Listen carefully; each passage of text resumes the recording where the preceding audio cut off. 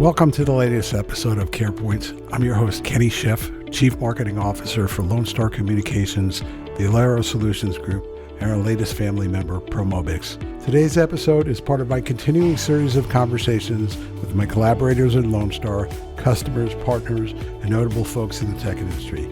Thanks for joining me today, and I look forward to another great conversation with my guest. My beat is typically hospital tech and its intersection with clinicians, hospital leadership, and technology. But today's episode diverges a little as I look to celebrate a special milestone in Lone Star Communications' 34-year journey as a trusted partner to hospitals and schools in Texas, Arkansas, Louisiana, and beyond. Effective this spring, Lone Star employees now own 30% of the company through the establishment of an ESOP, an employee stock ownership plan. The employee owners of Lone Star are the foundation of our exceptional partnerships with customers and technology providers. And in a time of mega mergers and acquisitions, Lone Star is doubling down on controlling and building off of its legacy. And who better to invest in than its employees? Today's episode, I asked Ray Bailey, Lone Star's founder and CEO, to talk about his incredible journey and to share his hopes and dreams as Lone Star begins its next chapter. Please enjoy our conversation. Hey, Ray. Hey, it's been Kenny. a while. Yeah. So we're going to talk a little bit about the history of Lone Star. We're going to talk about the things that may have happened before you got to Lone Star that led you to forming Lone Star.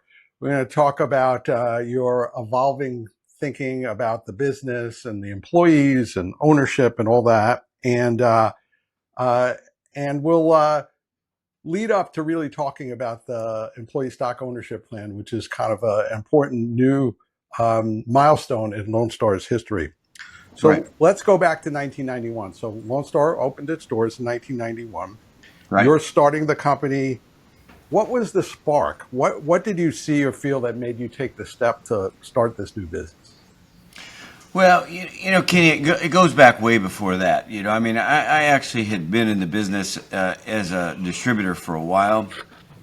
I was in the business for about 3 years, and then ended up going to work for Rollin. And so I worked for Rollin as a district manager for about 5 years. And in that 5 years, while I worked there, prior to me going to work there, I told him, I says that I really wanted to go to the lower 48 and start my own business because I was in Alaska at the time, and they said, well, if you give us 5 years with Rollin, we'll find the right place for you. So when that 5 years came rolling around, you know, we started looking at different places, and of course Baltimore was an option, and Denver was an option, and any place in Florida was an option.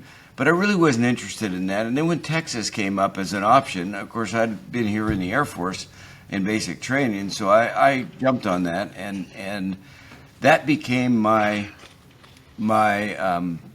place where I was going to start the business. Now, I'll back up a little further and say during that 5 years that I worked for Rollin, I really spent that 5 years studying Rollin distributors and how they were successful. And I talked to each one of them about what made them successful and what they did and what they didn't do. You know, and I learned from that, even before all the business books, that, you know, it's as important to know what you're going to do or not going to do, what you're specifically not going to enter into, what business you're not going to do. And so I wrote a business plan, and that was the start of everything in 1991.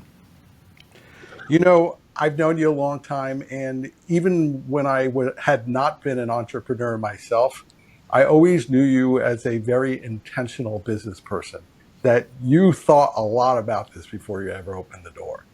And I think that really colored how you've run the business since, right? Oh, I think so. Yeah. And like I say, you know, I really used that 5 years as my MBA, if you will, to study these businesses and specifically study businesses in our industry.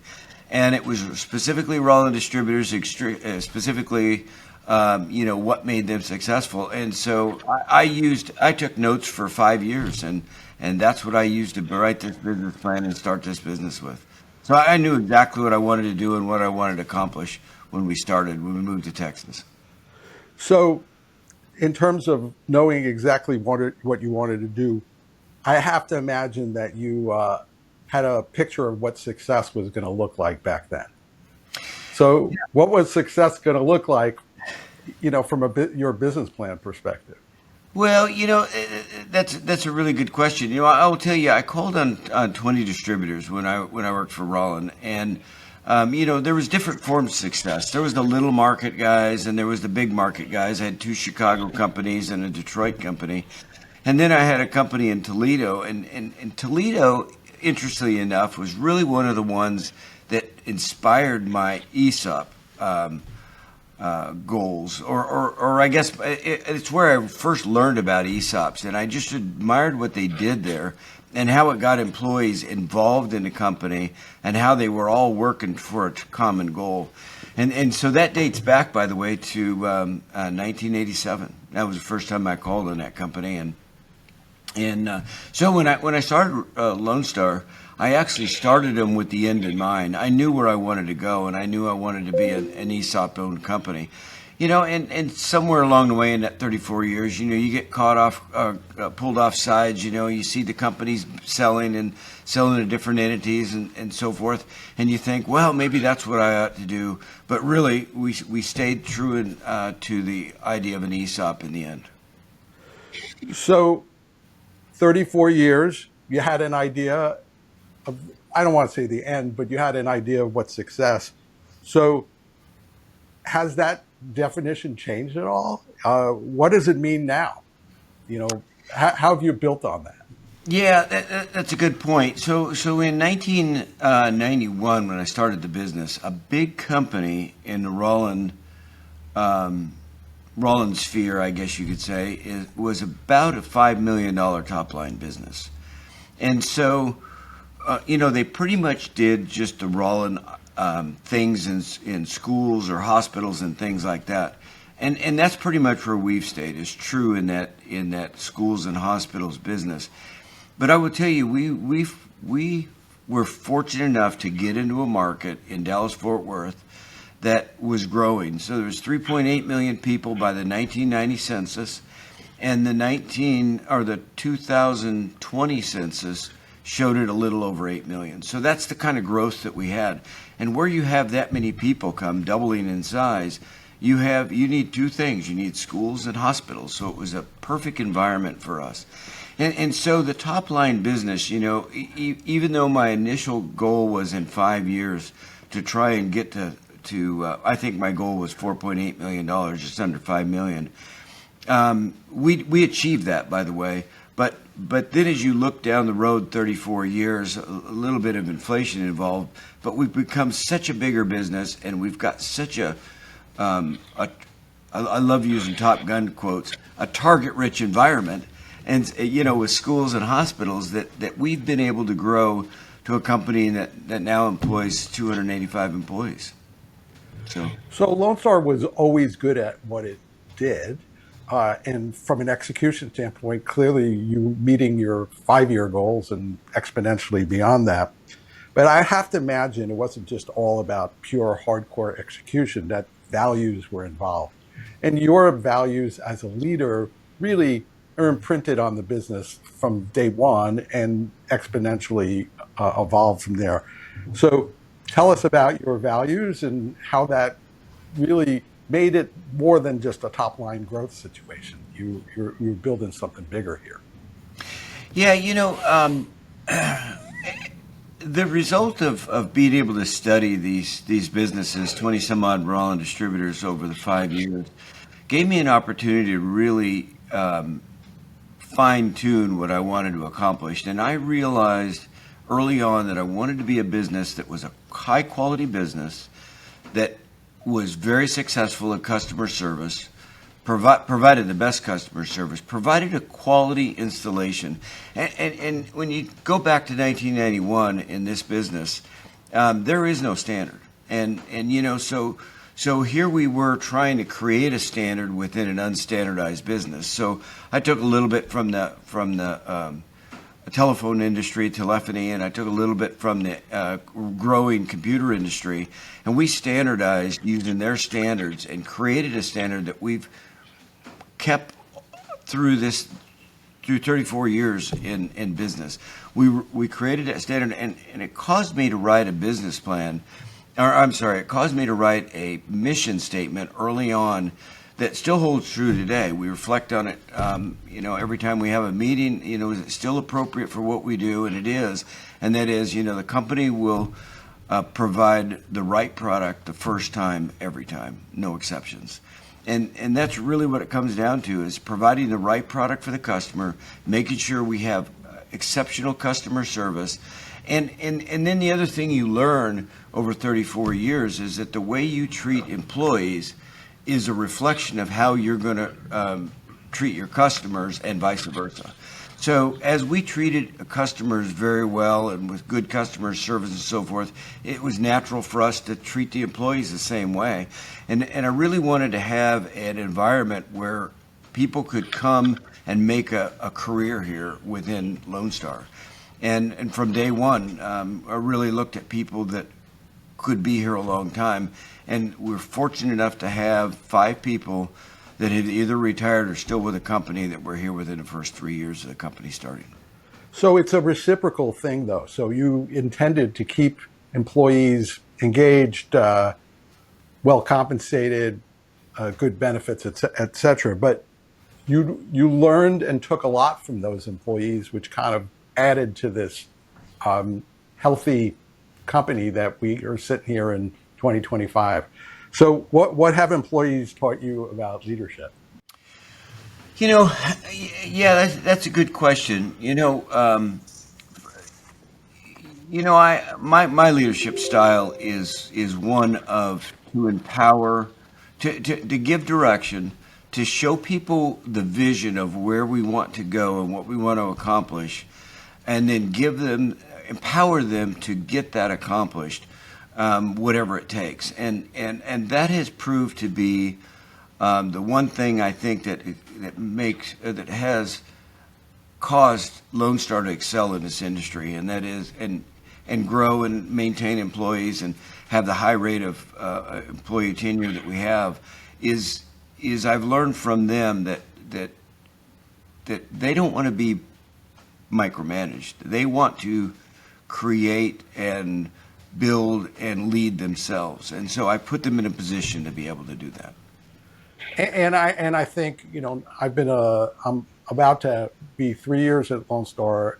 The tool, you've also created a framework where the tools are in place, either from a business management standpoint or from a supporting technology standpoint, so that people can participate in the business in a way that makes them feel like they could be owners, because they are able to impact the well-being of customers, their peers, etc. So, yeah. One thing that you said previously about the standard, Lone Star is an ISO 9001 company, which is kind of unusual for people in the industry. Tell us a little bit about that. So clearly, has been a significant investment, which has led to other quality initiatives. Why don't you talk a little bit about that? Yeah, so ISO 9000 was something that while I was at Rollin, they started to pursue, and it was something that I found very interesting because it created a lot of organization, and it created a lot of internal processes and checks and balances internally that helped make the business better. It was probably not, I think we were in business 6 or 7 years before one of our other manufacturers came up with the idea that they wanted to see companies become ISO certified. So they put together a program for it. In fact, that was EST, Edwards Systems Technology. And they put together a program for it to be able to help companies do it. I will tell you, there's one of 2 companies in the United States that became ISO certified under that program, and Lone Star is one of them.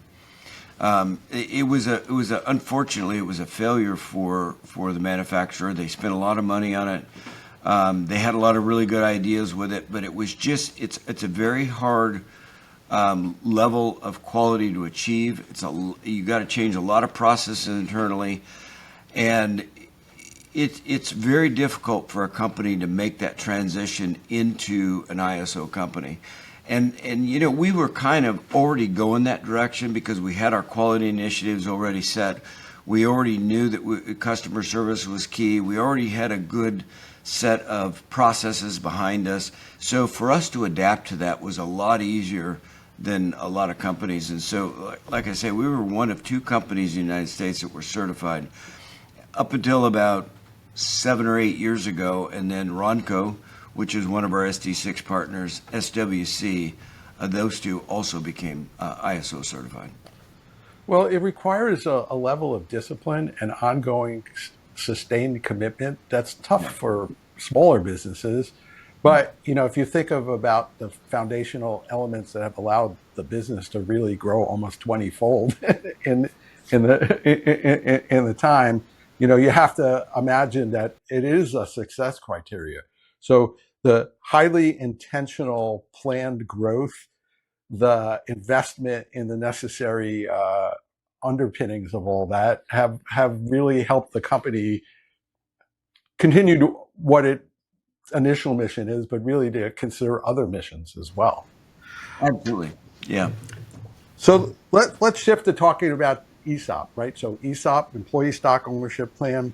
So this is a bold move. Now, even though you were visionary early on, had been exposed to it, not a lot of companies do this.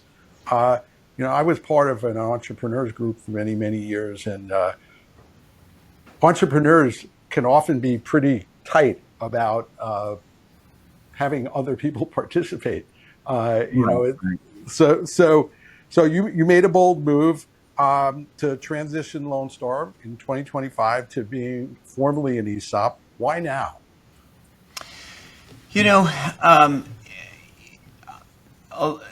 A lot of my peers have either retired or sold their companies and moved on to other things. And and when I say peers, I'm talking specifically about the SD6 group. And the SD6 group is a group of companies that got together in 2007. Our first meeting was really in 2008, but we put the concept together in 2007 for a group of companies to share best practices and to share, as the technology was changing in the nurse called world and in Rollins world, and things became network connected and IP programmed. We needed to establish some standards that we could all work within to install those systems and make their installations consistent. So we started this group called SD6. That group of peers, by the way, is one of the reasons for our success, is we've shared those processes for 15 plus years. And when one of us makes a change, we share it with each other, and the other companies can gain value from it. But those guys became very good friends of mine, as well as business peers. And as they have retired, I've watched them. Some of them have sold off to private equity firms. Some of them sold off to private businesses. Some of them have gone public or joined companies that were public. And every one of them has changed. And the thing that I really didn't want to have happen was to see Lone Star change and to see its upper level of management that built this business leave the company and go off and do other things. Now, for some of those folks, it's created opportunities. They started their own businesses and so forth. But for the company itself, it is only a shell of what it once was. And Lone Star has had a lot of success, has a lot of good customers, has built a career for a number of employees, and I just wanted all of that to stay in place as long as possible. By using the same people that helped build the business to run the business into the future, assures that. And an ESOP puts us in that position to be able to do that. And it creates a cascading situation where the next generation and the next generation can build off of the values, the quality programs, just all the great customer base, all that, Right. and also be able to benefit from it beyond just getting a paycheck. Absolutely. It puts them in a position, and you've heard all the stats. Almost anybody that's a part of an ESOP for any period of time will have twice as much at retirement as they would have had if they didn't have an ESOP, which is the standard 401k and Social Security and that kind of thing.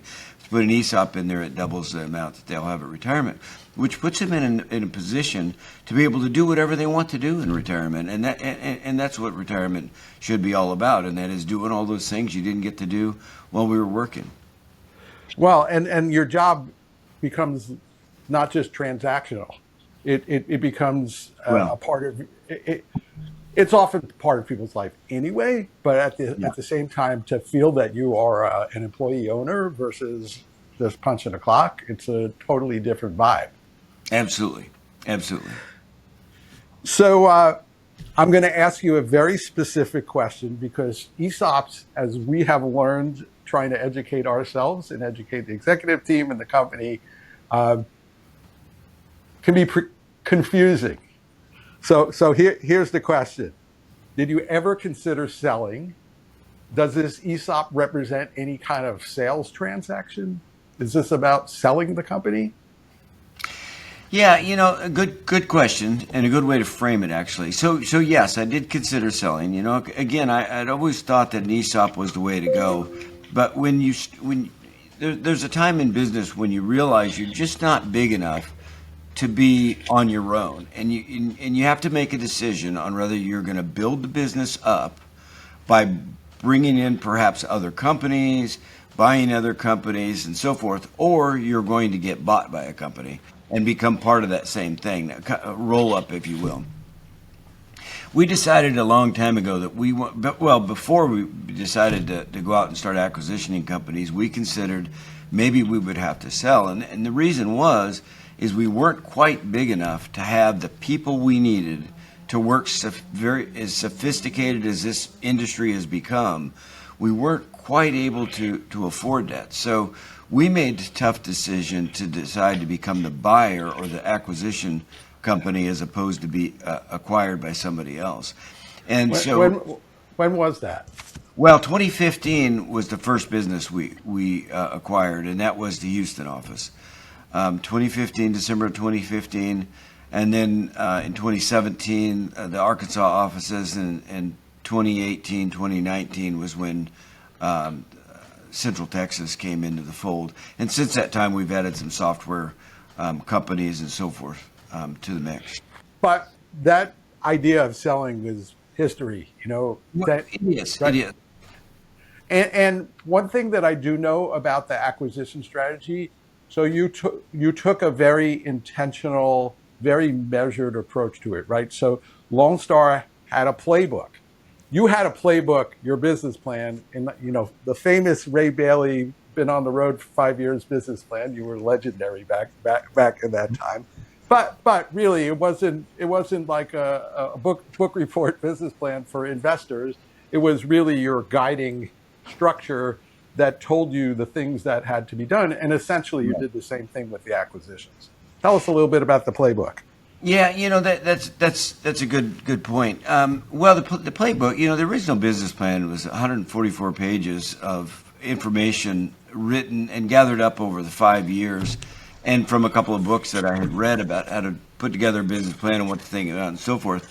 What it didn't cover, though, is it didn't cover the fact that the industry was going to grow to a point where companies were going to come in and start acquisitioning businesses and become big, huge in the industry. We've got companies that are $500 million in this industry. Big, some of them bigger. Some of them are bigger. That's true. But there's companies that do exactly what we do that are $500 million. So when we went out to, and this was long before that, of course. But when we went out to add businesses, we decided that we were going to stay in our scope of work, which was schools and hospitals, and we were going to acquisition companies that were specifically in that business of schools and hospitals, and specifically Rollin distributors. So our playbook had a criteria on what we were looking for and what we didn't want. As a matter of fact, we had divested ourselves of fire alarm and security prior to going out and acquisitioning these companies. So when we looked for them, we tried to find companies that fit exactly what we were doing. And the other thing is we needed them to be in a growing market, and so that fell true with Houston. It was in a perfectly good growing market. Not so much with the Arkansas. You know, it's not as big a growing market. It's still a growing market, but it isn't as big as Central Texas, for instance. And again, there's where a lot of the growth of the United States is coming in throughout Texas. And so it really worked out well for us to be able to acquisition the partners that were within the state of Texas and were adjacent to our company, adjacent to this company territory-wise or physically. You know, being able to bring those into the fold and bring those companies all together and work in an environment that we were used to gave us a lot of legs. What we found ourselves doing is because all of a sudden now we're the bigger company, we now have the wherewithal to have the IT people and the informatics people and the clinical people and all that on staff. That became, now it gives us a position to be able to step off into more of a nationwide footprint as opposed to just a Texas footprint. So that has really worked out well for us. So 2025 milestone year for Lone Star, your vision of the ESOP comes to fruition. So we have a bright future ahead of us. We have very engaged employees. We have an opportunity for them to participate as owners. What do you hope that Lone Star looks like in 10 years? You know, I would hope it looks similar to what it is now, but continues to grow. You know, I would expect it will double in size in that 10-year period, if not triple. I see it being more of a nationwide presence than it has today. It will still be a rolling distributor. It will still be we're one of the largest rolling distributors, and I think we'll always be, that will be our key point. But with some of the other initiatives we have within the company, it gives us an opportunity to really, truly transform what goes on in hospitals and transform what goes on in educational facilities, schools specifically.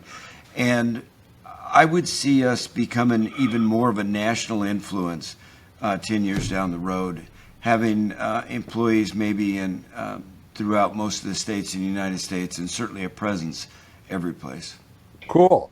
So what kind of legacy do you want to leave? Not just as the founder, but as a person. So, you know, you're heading towards a place where you'll be less involved with the business, so you can reflect a little bit. So Yeah. what would you like your legacy to look like? Well, you know, that's a good thought. I don't really reflect too much on what the legacy is. You know, it'll write itself. But I will tell you what I'm passionate about. Of course, I'm passionate about aviation. You can see that from all the pictures behind me. But what you can't see is off to one side is the Angel Flight and the public service work that I also do. And that's something that I would like to be able to do more of, and that is to be able to help be able to fly. Currently I use it to fly. I help people get to where they need to be for their medical treatments. And you know what they found over the years is that people heal better at home. And so if you can fly somebody from their home to the medical treatment, get the medical treatment, and then get them back home to recover, they're going to be, they got a much higher chance of recovering around their friends and around their family and around their groups that they normally hang with. And so that's the kind of thing that I've done. I've done that for 20 years now, and I'd like to continue to do that and get even bigger into it. And then there's some other public service work that would be fun to do. So, and you know what, you ask about the sale. This does create a bit of a sale. It creates a little liquidity so that I can now step out of the business, put a new president in charge as we've done this year, and be able to go out and do some of those things on my own and not be associated with the business. But honestly, the best part of it is to watch the people that are still behind and watch them grow and move into position of president, vice president, CTOs, you know, whatever the case is, you know. I just love to see that growth and for them to be able to fulfill their dreams just like I was able to fulfill mine in Lone Star. Yeah, I had a question written down, what would make you feel most proud? And I think what I'm hearing from you is that, creating this engine for um, all these people to be successful, and Yeah. and your ability to use that engine, from an altruistic standpoint and helping people, uh, which is going to give you a lot of satisfaction. And not everybody has that freedom Right. to do that. So you've created that. So I'm going to ask you in closing a Dan Rather-ish question. Oh, I like Dan's interviews. Um, okay. if you could write a letter to your younger self, the Ray who just opened Lone Star's doors, what would you say? That's a hard one. I have. There's so many things I could say. I think probably I would I would like to have been more patient early on, and not that I was impatient, but I was just driven and wanted to get things done as fast as we possibly could. And I think probably slowing down, reflecting, doing a little more strategy earlier on probably would have been helpful. Although we've done well without it, but yeah, that would have been probably the strategy side of things. I would have spent more time on, I think. And I'll ask you one last follow up related to that. What would surprise the younger Ray the most about where you are now? Well, my fun joke is people will ask you, is this greater than your wildest dreams?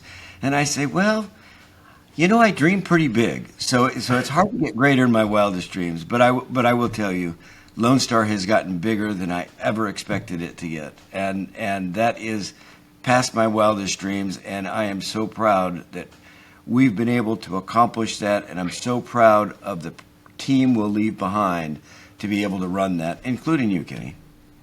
And the ability for it to continually regenerate, reinvent itself, because it's under its own control. That's It is, and powerful. and it's in a position that it can go on forever. There's no Yeah. reason why it would not. It is really in a great position. A lot of opportunity out there, and a lot of great people coming up through the ranks. Yeah, and it's big, but not too big. And because of that, the special flavor, the culture, the energy, the vibe, that's so much more controllable or creatable in this world than if the company was a $10 billion company. We're around Yeah. those people a lot, and it's very different. Yes, exactly. Any final thoughts? No, not really.